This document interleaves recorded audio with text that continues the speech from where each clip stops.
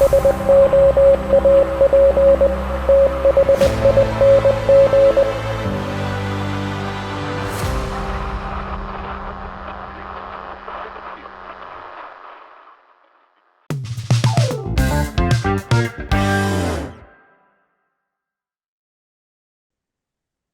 to another episode of Soap Thing Thoughts. Joining me today is Jake of Yates Precision Manufacturing. Welcome to the Soap Thing Project. How you doing?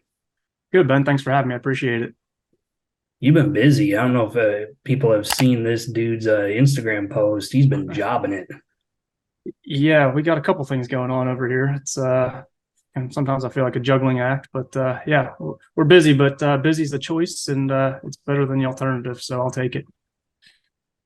So I understand that you make safety razors. You make your own branded safety razors, but you're also the OEM for several other razor retailers, some of whom you can talk about, some of whom I imagine you really can't.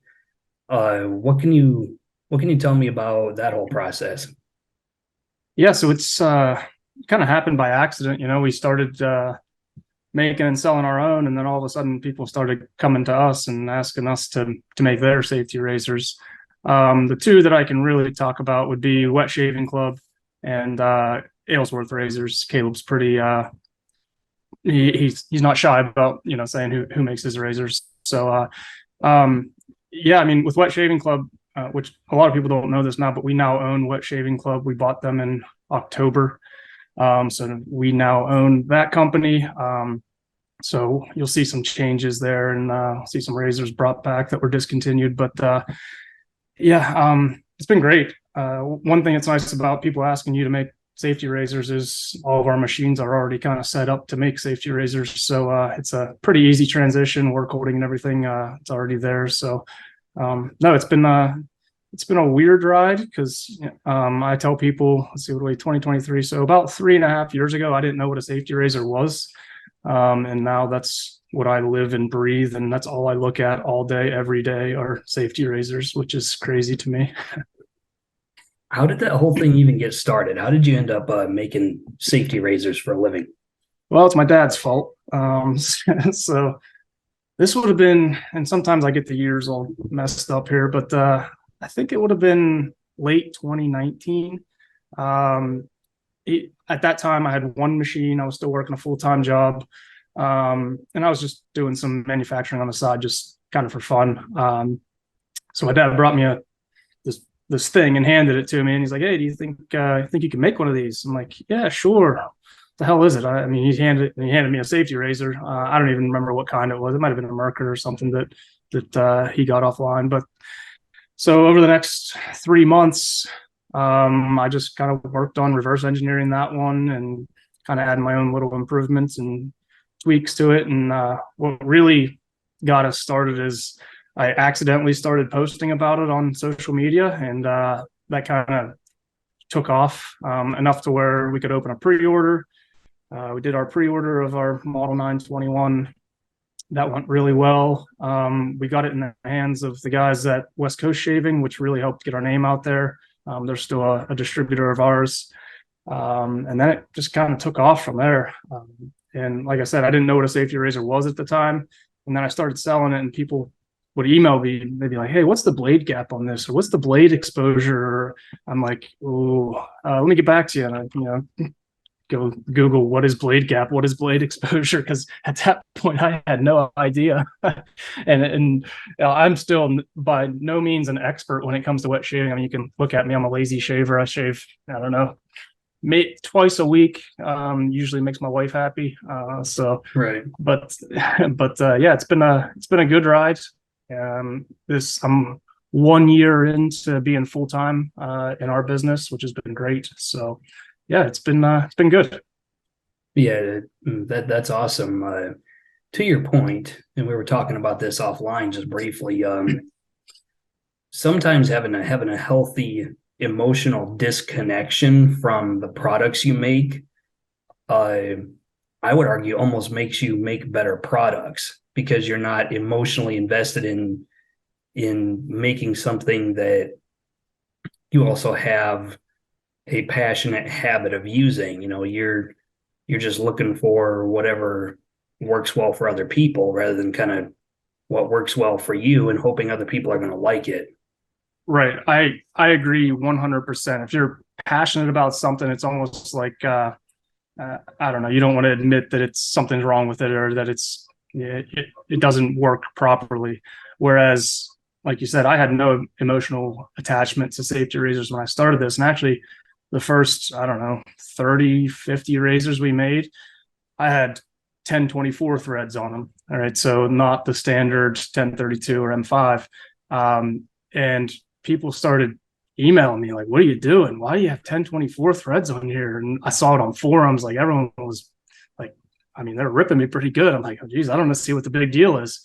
Well, then I did some research. Yeah, then I did some research. I was like, well, everyone either uses 1032s, the standard thread, or M5. So after those first 50 or whatever, we switched to 1032 threads.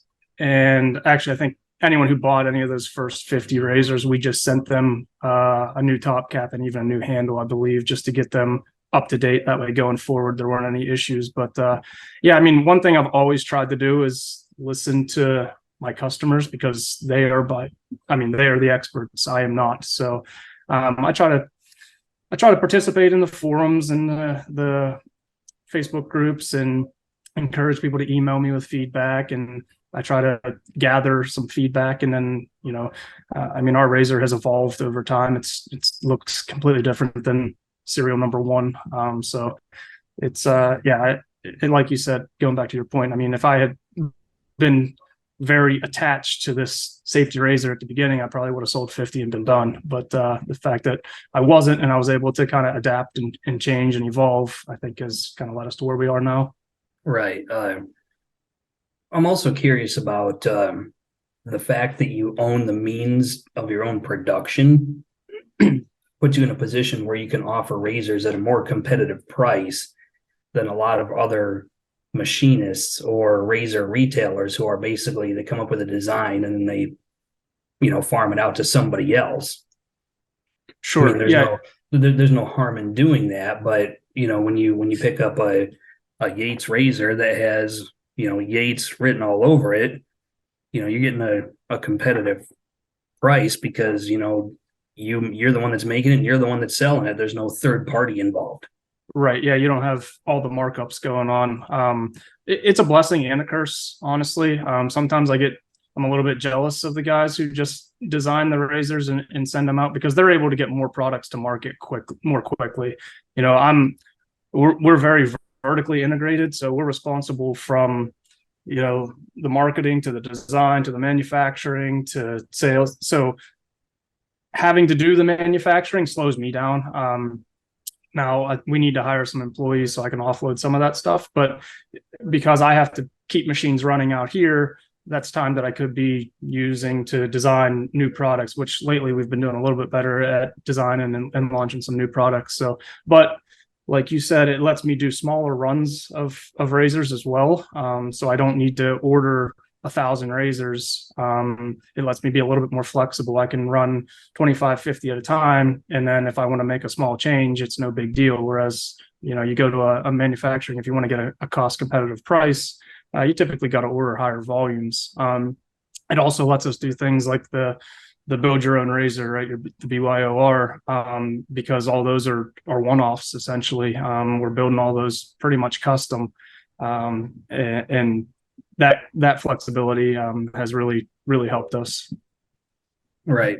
So I've got 2 of your razors here. I've got the the Wet Shaving Club America razor, which is right here, and then I have the this is the BYOR. It's just a 921M in titanium, and if you look closely at them, you'll notice that. But the biggest difference, apart from what metal it's made out of, is just the fact that one is machined far more simply than the other. And you put a lot of your machining processes like up on Instagram. I'm curious, especially for those who don't know much about machine shop fundamentals. When we see a piece of metal just spinning on a CNC lathe, and there's metal shavings and liquid flying everywhere. Well, what exactly is taking place when that's happening? Yeah, so I mean, you mentioned the lathe, so we'll start there. Like you said, you shove we shove 3 foot, almost 4 foot bars into our lathe, and it just starts as round stock, and then you use what are called carbide inserts, carbide tooling. And carbide's like a sintered powder, very hard material, and our lathe spins up to 4,500 RPMs, and then you bring that tool down and you just start whittling away at it, similar to like what you would do on a wood lathe, just a little bit more precise, more repeatable. What I've been trying to do, and I need to do a little bit better job of lately, is with stainless and titanium especially, you have to run coolant on them, right? Titanium, if you don't run coolant on it for too long, you'll have your whole machine will be on fire within a minute or two. So but brass you can run dry, so I want to start shooting some more videos of brass components being made, because it's a little bit easier to see what's going on there. But one thing we're definitely not afraid to show is the manufacturing process. I think sometimes I forget that a lot of my customers aren't familiar with it. I come from a engineering and machining background, so I take it for granted that people are interested to see how these things are made, and I think that's kind of what's helped us with social media. Is we kind of bring people along, we bring them behind the scenes, kind of show some of the stuff being made, and what some of my machinist followers probably think is boring, right? Because they look at it every day. A lot of my wet shaving followers, that's real interesting to them. So yeah, sometimes I gotta realize that I have a large audience out there that is unfamiliar with the manufacturing industry. So Right. So that liquid that gets poured onto the metal while it's being machined, that's actually to keep the metal components cool so they don't overheat. Is that what you're saying? Correct. Yeah. So it's a water-based coolant, is what we run on our machines. It's you mix like a 10% mixture of this coolant and water. And so it acts as a coolant. So it keeps your tools cool, keeps the material cool. It adds lubricity, so it improves cutting. And it also has a rust inhibitor in it, so it keeps the inside of your machine from rusting. Right. And those carbide bits basically that you use to machine with, you pick those because what you're using to machine your widget has to be like a higher Rockwell hardness, or it has to be harder than the metal you're machining, right? Otherwise it would go the other way. Right, exactly. Yeah.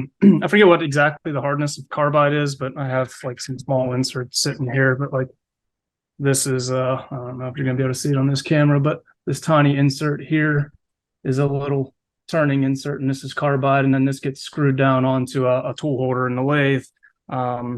And stainless and titanium tend to be a little bit harder on tools, so you got to watch tool life, because eventually that'll chip and wear away, and then either your surface finish goes bad, or if that's your rougher and it chips and wears away, then you got bad things that are going to happen after that. So you got to monitor tool life. Whereas like aluminum and brass, I just ran 2,000 just contract manufacturing parts in aluminum. I didn't have to change a tool or even look at a tool, because aluminum you can cut it all day. Same with brass. Right. Yeah. Aluminum and brass are, I guess, softer metals, and so they don't wear out your tooling quite so fast. Yep. I'm wondering if you can tell me why there's a lot of brass razors being made just kind of all over the market, but very few copper razors being made. Do you have any idea why that might be? People don't like machining copper, myself included.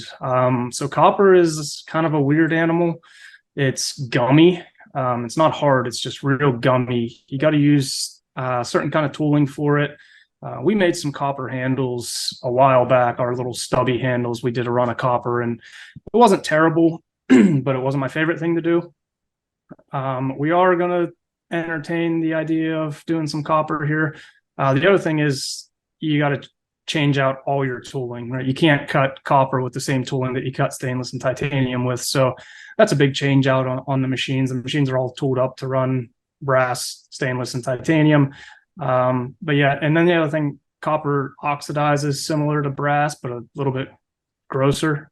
So even with brass, like it's easy to machine, but if I machine a handle and then I grab it with my hand, I tend to have like oily, moist hands. I'll if I come back a day later, that'll be oxidized where my hands were. So everything I touch, I have to wear nitrile gloves, and then I rinse them in alcohol and try to make sure I don't touch them with my bare skin. And then copper's the same way, except it turns like a green kind of gross oxidation. So I mean, you figure you look at the Statue of Liberty, that kind of thing. But Right. yeah, I Yeah. mean that would be why. Yeah. The Statue of Liberty, for those who might not know, when it was first built, was brown because it was made out of, was it copper or bronze? I don't remember, but I think it was the reason, copper. the reason it turned green is because it oxidized over. So, Right. Yeah, um, copper and salt water, not a good combination. yeah. But yeah, these razors are definitely fascinating because you can, on both of these, like I think both of these are the as machined finish, Yep.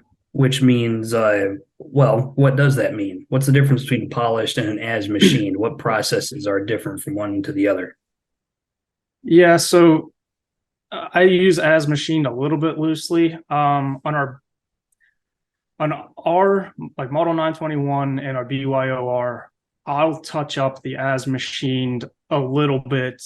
I might flat drag it on some sandpaper, like the bottom of the base plate or the more aesthetic areas, right? I won't mess with the bottom of the top cap because that's not all that important. But if I see anything that I don't like, right? People are paying pretty good money for these razors. I don't want them to have any sort of defect. With the America razor, since we offer it at such a lower price point, I mean, that's literally take it off the machine. I tumble them in a vibratory tumbler just to break the edges so there's no burrs or sharp edges on them, and clean and passivate it and put it in a box. I don't do any handwork on the as machine America razors, just because, you know, anytime I'm polishing something or hand working something or someone else is, you're adding cost to that razor. So, Right. But yeah, as machines, for the most part, means it comes off the machine, gets a tumble just to deburr it, gets clean and passivated, and that's it. All right, that makes sense. I mean, when I bought the Wet Shaving Club America razor, well, the only thing I noticed about it was like inside of the base plate, there was a couple of metal shavings that I had to take some Scotch-Brite to the inside of the lather slits and just kind of rub it out. Yeah, so we've gotten better at that. We had a batch that people said there were some burrs on the base plate, and we now have a better process to remove those. We actually do hit those on a Scotch-Brite wheel, and with a little X-Acto knife, we peel the burrs out of there and hit them with a Scotch-Brite wheel. Right. That base plate's kind of a pain for that reason right there, because there's no good way to machine that burr out of there. You almost have to use some sort of file or X-Acto knife and Scotch-Brite just to get it out of there. So Right. I'll blame the guy that some designed kind of hand process, basically. Yeah, I'll blame the guy that designed it. That was me. But no, I mean, I was pretty much okay with that. I mean, the razor was so inexpensive that it was just like, if there's some growing pains, I'll just take it and roll with it. But then, right, exactly. Like if I was charging $150 for that razor, that would be absolutely unacceptable. And it still, in my eyes, is unacceptable. I don't want to ship anything with burrs on it. But it happens, right? Things get missed. It's just the way the world works. And we try to be pretty good about it. Like, had you emailed me about it, I absolutely would have just sent you a new base plate. But no, it's not that big of a deal. I don't want a new base plate. I was happy enough to just fix it myself. And these are what $60 basically. Yeah, I think so. Yeah, just under $70. Yeah, and then I paid I think $235 for this titanium 921M. And when I got this one, the only thing that I could possibly really complain about with this one was that the threads were just a little on the gritty side. But then I just took some Slip 2000 extreme weapons grease to it and fixed that without a lot of trouble. Now this thing is butter. That's the thing. So titanium tends to gall a little bit on threads, especially if it's not anodized. And that's just the nature of the material. And we tend to run our threads a little bit tighter just so it's a nice tight thread.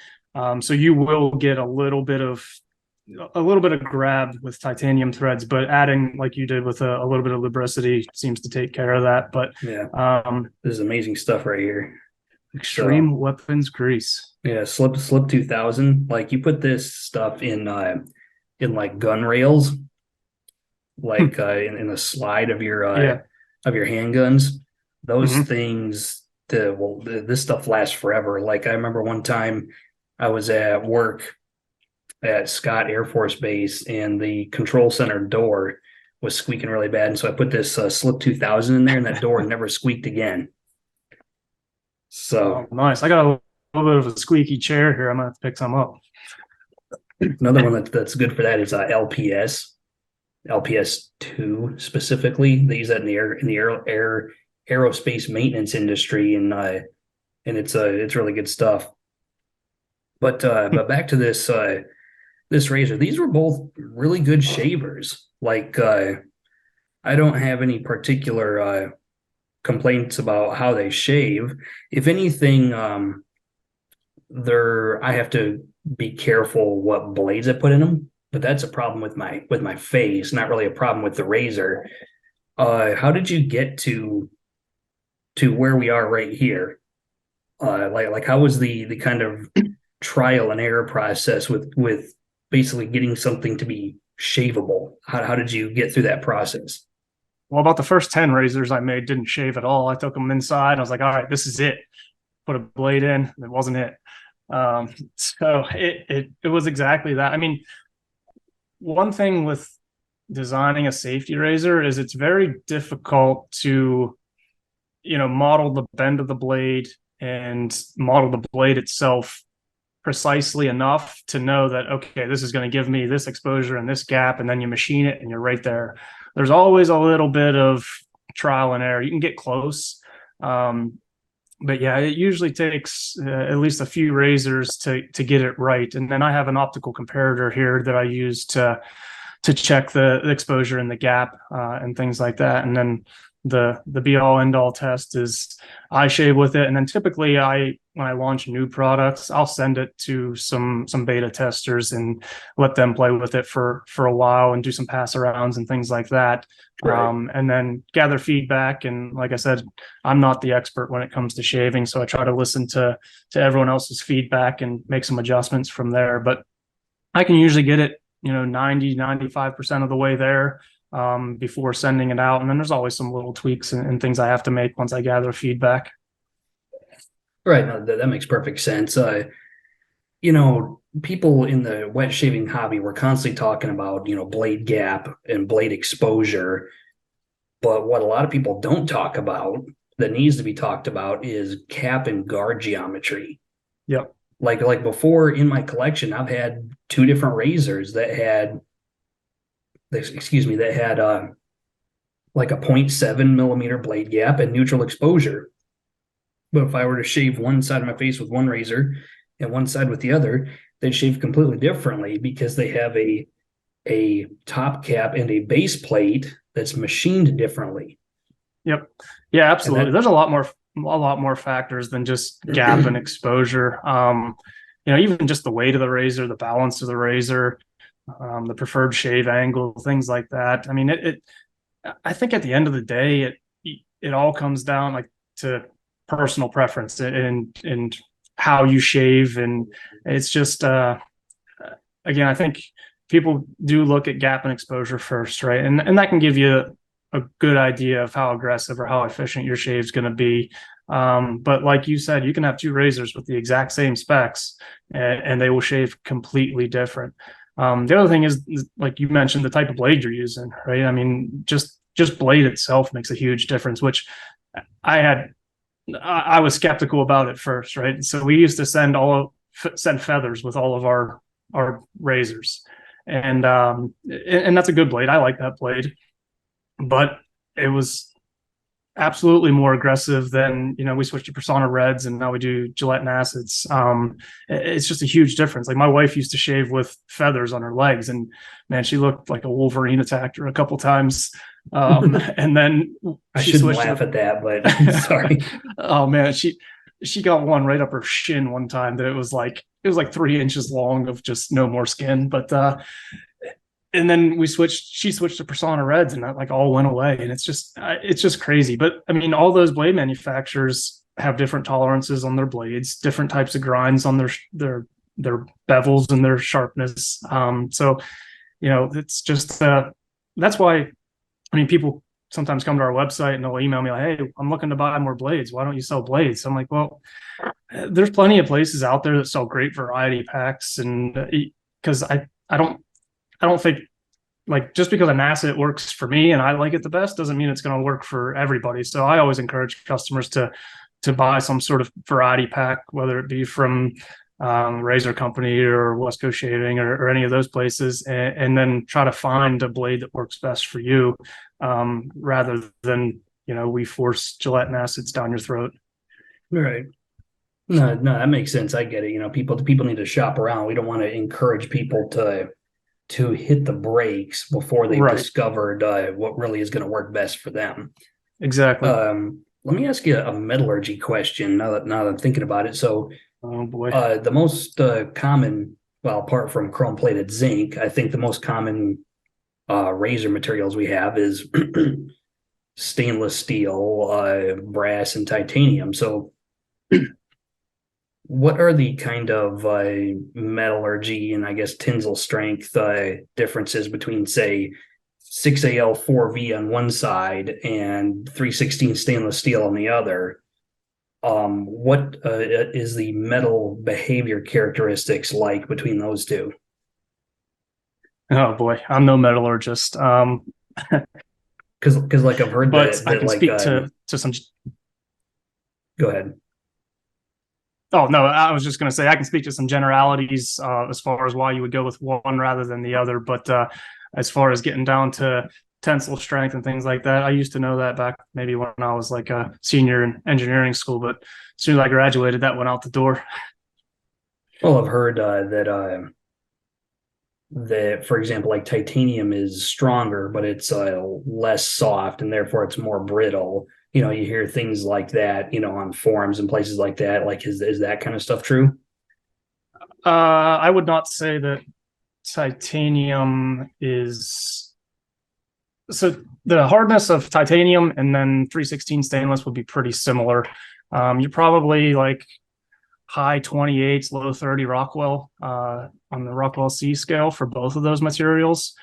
So I would say that would probably be false as far as the brittleness goes. Strength wise, and again, I'm speaking off the cuff here just from experience, so you could go Google this and probably prove me wrong. But as far as strength goes, I would have to imagine that your 300 series stainless and titanium are fairly similar.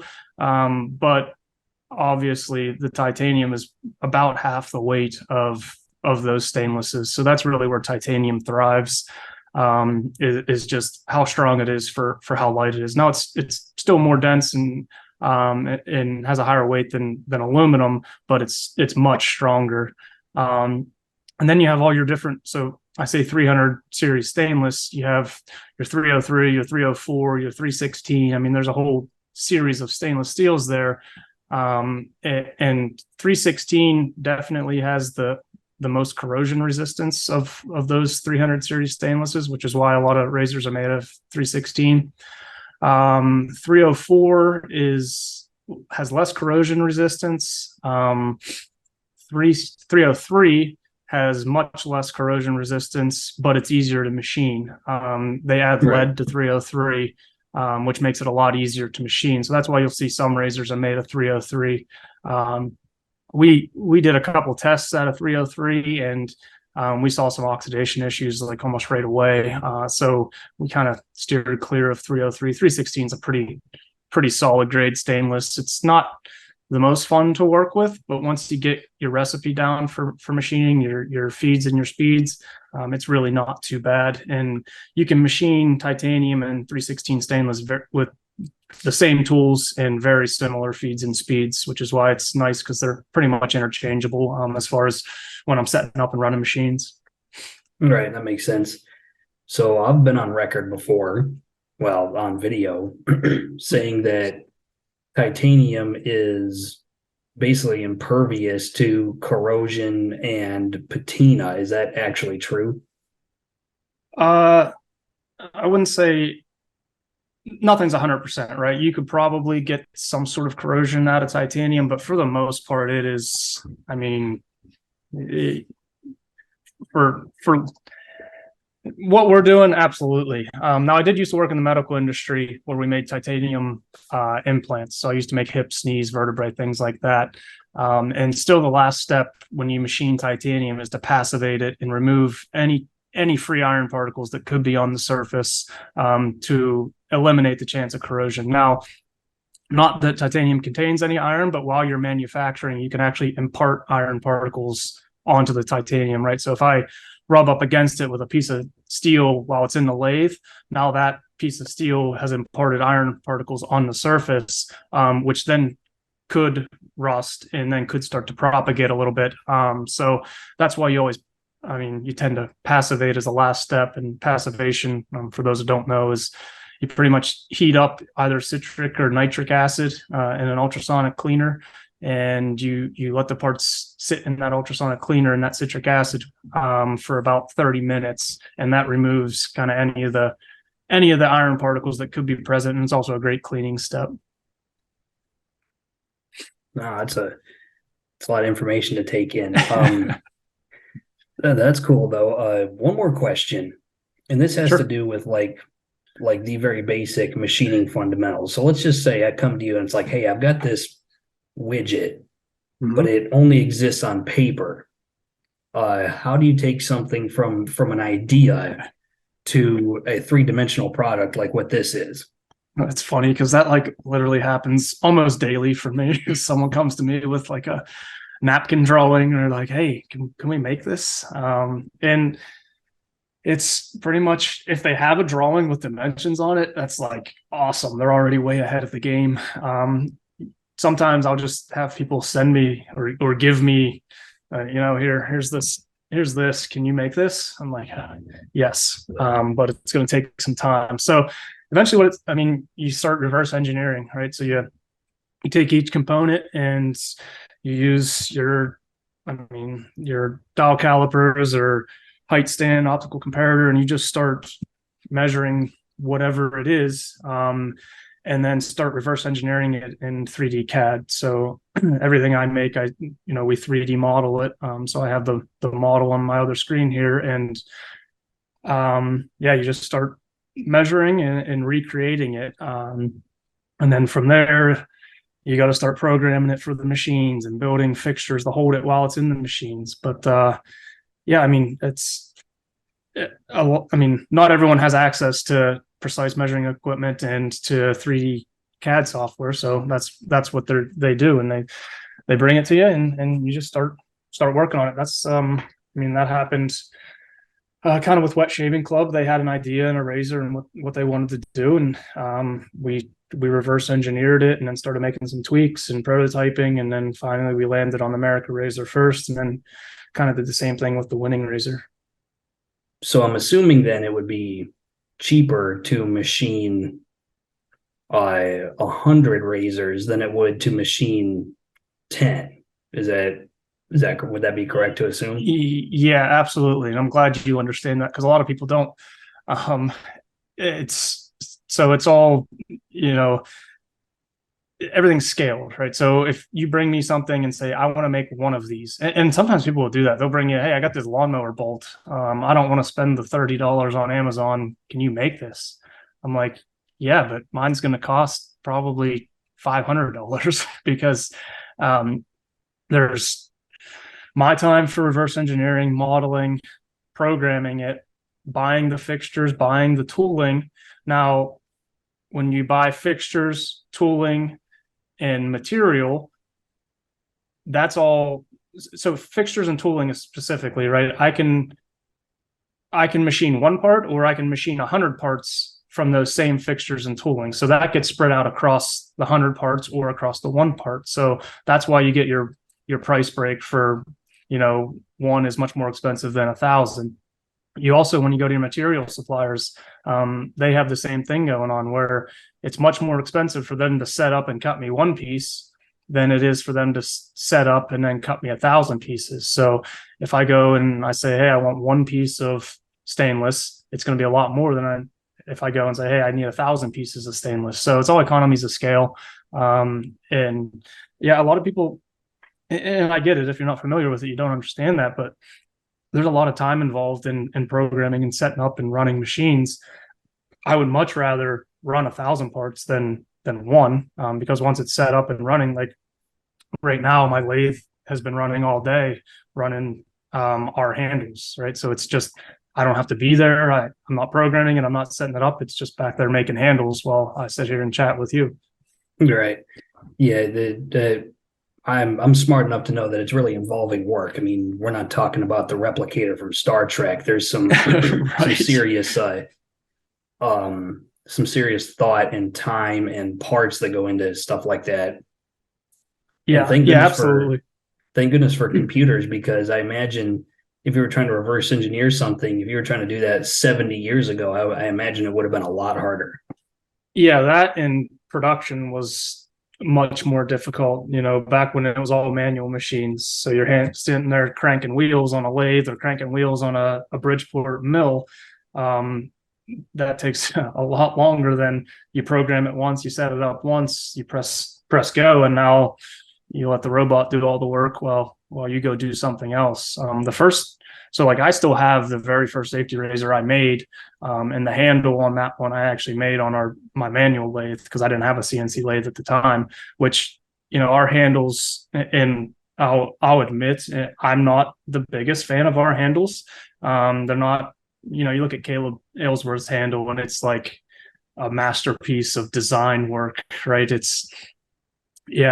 And ours is pretty simple, but I had to design that handle with the machines and capabilities I had at the time. And at the time I had a manual lathe, and I was working on buying just a regular CNC lathe, and you can't get too intricate with that type of equipment. So that's kind of why our handle, it's got the 4 bands on it. It's pretty much cylindrical. There's no helixes or any crazy geometry on it. And that's why. And I have one of Caleb's handles right here.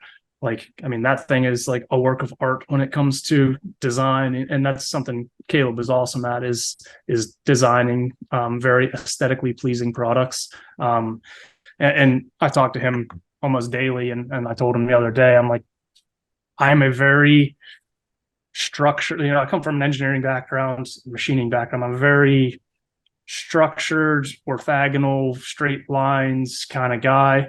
I have a lot of problems designing things like he does, that are just, they flow and they're aesthetically pleasing and they look nice.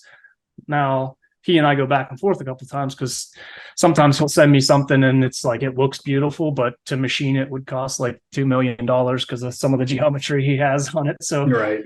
He and I have a pretty good relationship, where he'll send me something and I'll give him some feedback as far as the manufacturability goes. He'll make some changes, so we can get the price where he wants it to be, and still have it, be a work of art like his razors are. So there's a lot that goes into designing, and I think he does a really good job at it, and something I need to get better at, but it's hard. I'm just not wired that way. He comes from a more artistic background. He does video game design, I believe.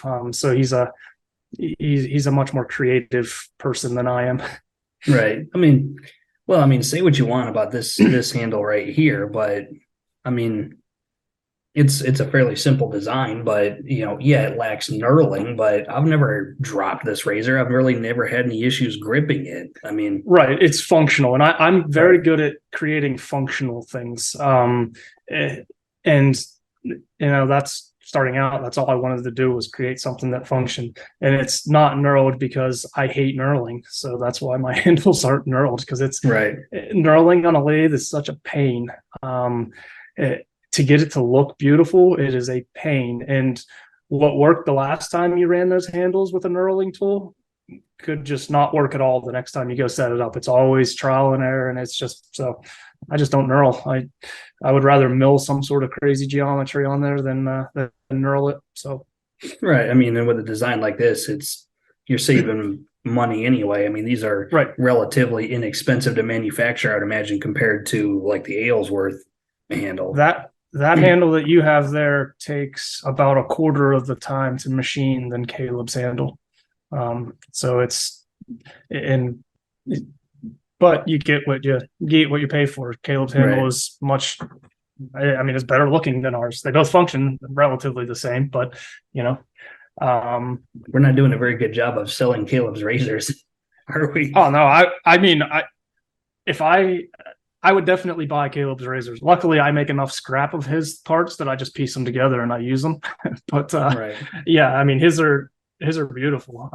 So perks of being the OEM is you can keep the leftovers. Yeah, well, even like the razor, like my razors, I don't even think I have a good razor of mine. I think it's just like they got like, I don't know, I messed up the engraving on this one, and like I don't even know if I've ever made myself a good razor of our own. It's just like just pick up the scraps. We got a scrap bin here with like blemished parts that are pretty usable, so some of our employees get to build their own razor there. But it's I mean, back to Caleb stuff. I mean, they're great razors, and I think judging by the RFQs that he's sending me and seeing some of his other products out there, I think he's doing pretty well, which I like to see, which is great for him and good for me as well. Yeah, definitely check out. I'll put the link in the description for Yates as well as Aylesworth website. So definitely check them both out, and if you're looking for a new razor, definitely pick your poison. Yeah, absolutely.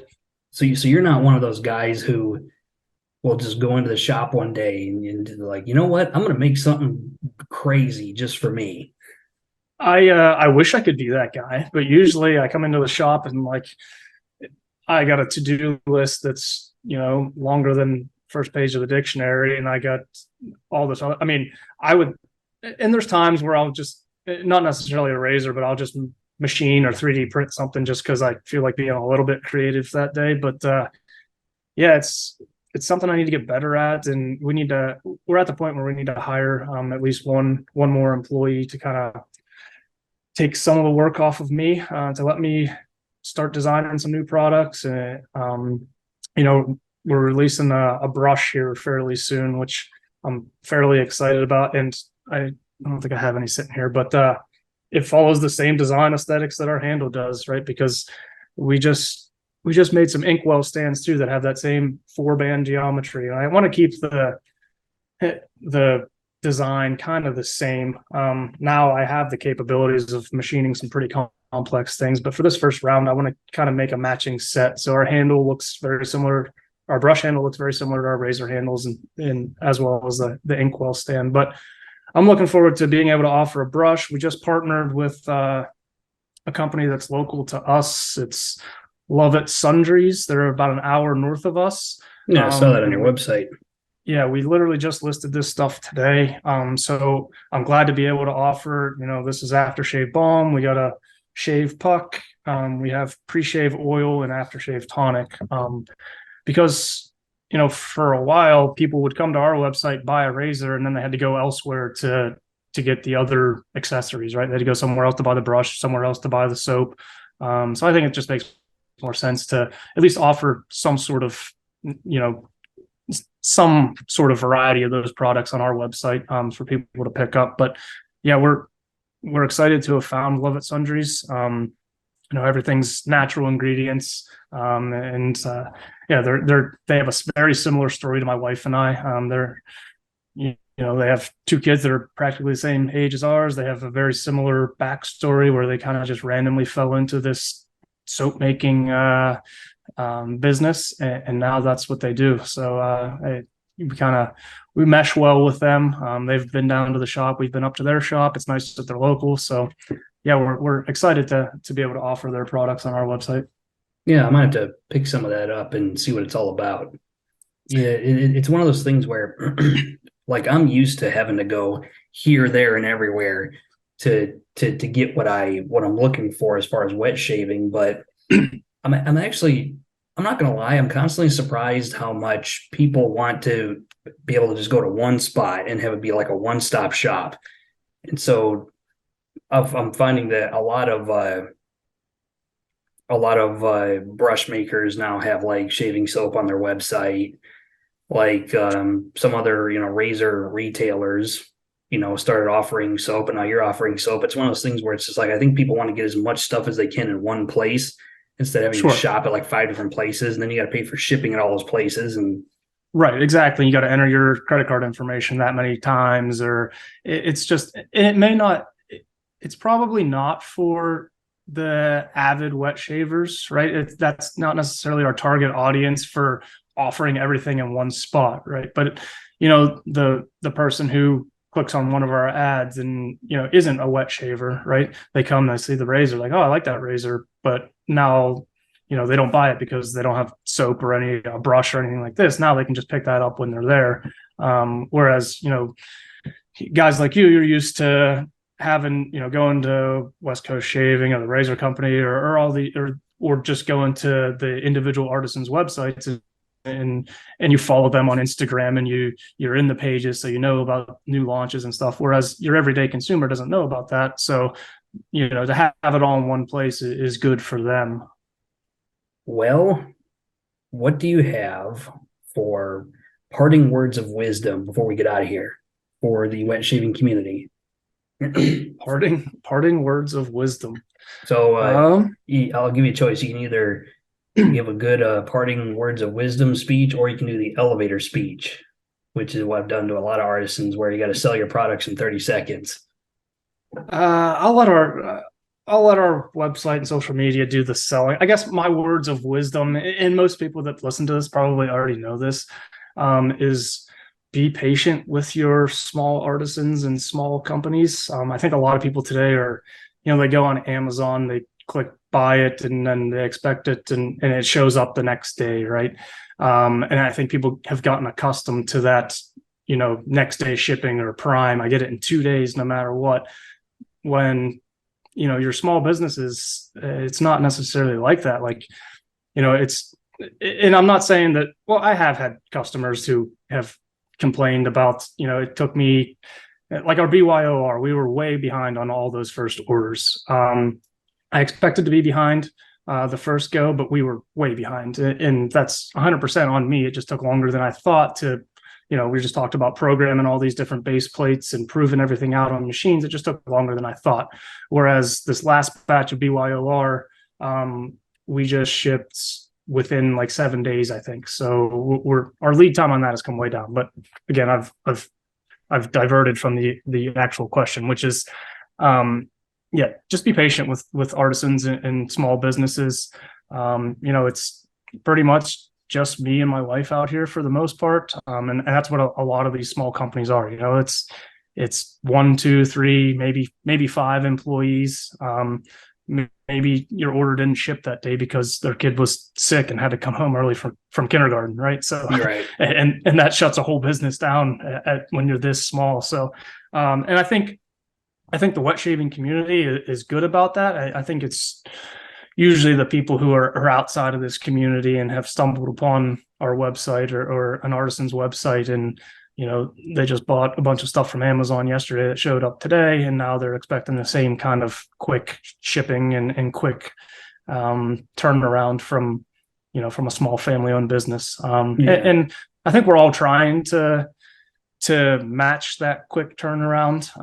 And I think we do a decent job at it, but there's always issues, and there's always, like I said, I don't know how many times my kids have been sick this year or in the past 3 months, but oh my gosh, try having a kid in preschool and kindergarten. They're like freaking germ factories. So right. Those are my words of wisdom. Me personally, I have no expectation that artisans or razor makers or even some of the bigger retailers are supposed to ship me products quickly. I do not have that expectation. And I'm not trying to demean anybody, but I guess I'm smart enough to figure out that that's the next day shipping or 2 day shipping. That's an Amazon thing. You Yeah, know, you shop virtually anywhere else. They can't do that right. because they don't have that kind of distribution network. So just keep that in mind. You know, I would my personal advice to people is you better suspend your expectation that stuff is going to get there fast because you know not everybody is Amazon and they can't do that Amazon shipping. They just can't do that. Right. And they very likely will never be able to do that. And that I'm sorry, that just needs to be okay. Yeah, and I think that's the problem is people have gotten so used to it, and it's not necessarily their fault. It's just and I'm guilty of it sometimes too. If I need something for the shop, right? I'm low on isopropyl alcohol. I'll go on Amazon and order it, and if it doesn't show up in 2 days, I'm like, oh, where's my alcohol? Well, it's I guess we've just grown accustomed to it, and like you said, you need to distinguish between the two, between Amazon and between pretty much anyone else, especially these small artisans and small businesses, because I promise you that if your order is late, there's at least two people that are very stressed out about it on the other end. And it's not like your order's late and I'm taking a vacation or anything like that. It's something has happened, something has gone awry, and I promise you that we're working on it. We're not just like shoving it to the side, and it's like I said, during the first round of BYOR, I was quite stressed. So we just finished fulfilling that entire first round, and that was like a huge weight off my shoulders. So I was getting pretty stressed because the emails were starting to filter in, and rightfully so. But yeah, to be able to ship them all, and now we're definitely within a 3-week lead time on that, and we're gonna start offering like a BYOB, build your own base plate, so you can go, and if you just want to buy a single base plate, you can go piece it together and build it. And we're gonna do something similar with handles at some point too. But yeah, that was my long parting words of wisdom is have patience in 2023. Yeah, no, that's fine. I mean, and have faith in the system. Like you want to talk about faith in the system. I remember what was it, a year and a half ago was when you first said, "Yeah, I'm thinking about doing titanium razors," and I was getting ready to buy a titanium razor from somebody else. And then you popped into Instagram saying, "Hey, I'm thinking of doing titanium razors." I was like, "All right, I'll bite." And a year and a half later, I finally got a razor in the mail. So, and I never did buy another titanium razor. In the meantime, I was like, "All right, I'll sit and I'll wait because I'm genuinely interested in how this turns out." So, well, I appreciate yours and everyone else's patience with that first round. Like I said, it's much quicker now. And we are going, so that whole titanium razor started out as we were working on designing and launching a new razor that was only going to be titanium.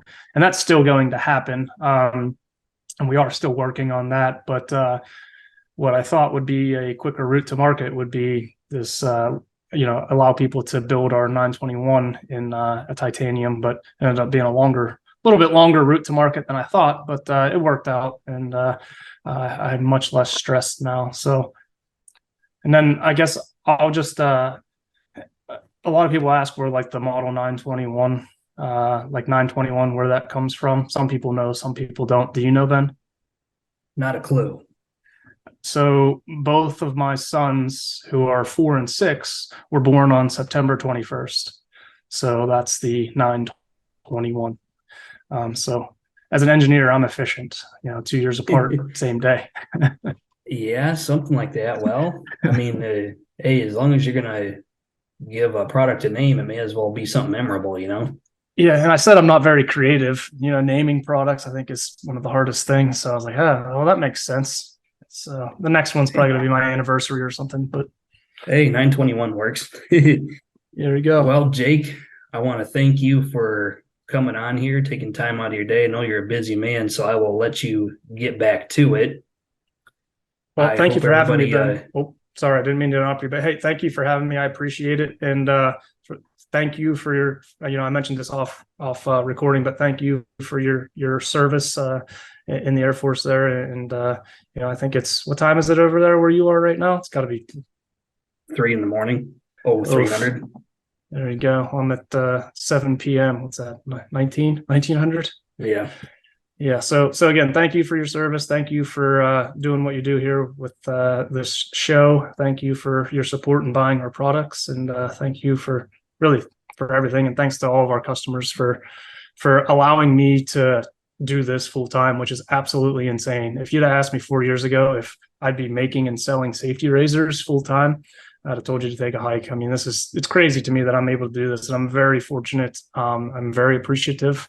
I get to spend a lot more time with my family, my kids now, so it's great. So again, appreciate you, appreciate everybody out there. Well, congratulations for being in the right place at the right time, and now here you are. So I will put the link to Yates Precision Manufacturing in the description of the video, as well as Aylesworth and the Wet Shaving Club.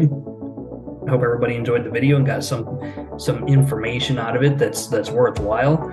I want to thank everybody for watching, and until next time, this is Soap Thing telling you, shave like you mean it. Thanks for watching.